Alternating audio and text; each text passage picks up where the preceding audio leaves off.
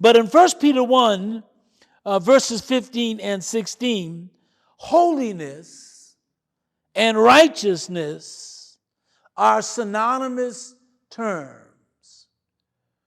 God is holy, yet God is also a righteous God. And what he embodies ought to be the aspiration of those who truly desire to have a personal relationship with him. I would suggest, not necessarily within the context of our passages, but simply as principles that ought to be evident in us, which indicates our movement towards God as opposed to away from God's likeness. As a holy God, God can only be an honest being. Without flaw, God is always honest. I want to suggest, in spite of the fact that we will never be humanly perfect, that we determine to be honest people. Not necessarily declaring our honesty to other human beings, but that we be honest with ourselves. Our conscience will aid us. It will support us. It will give us clear reflection of God's will in situations that allow us again to move towards him and eventually invite him into our circumstance, as opposed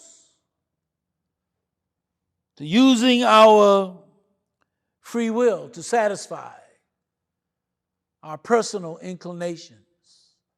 Many of us are fully aware of the direction that has taken our lives into in the past. Making decisions that we want to make. Making decisions that we feel are in our best interests. Even making decisions that are baseless, that really have no credibility in God's word. We just make the decision because this is the decision that we want to make. I want to encourage us to be in partnership with our conscience and to yield in honesty with it, so that the decisions that we're making will be decisions that will be meaningful, that will be fulfilling, that will be rewarding in the days to come. But God is also a God of integrity.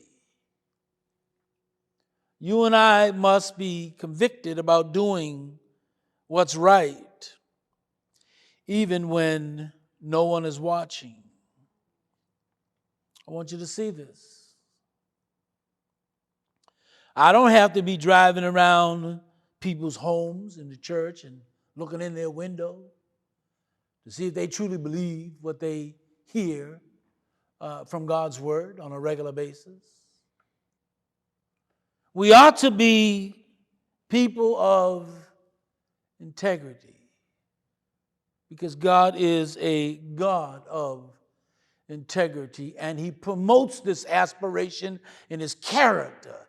And if it's in his character, it ought to be in the character of those who declare their belief, their faith in him.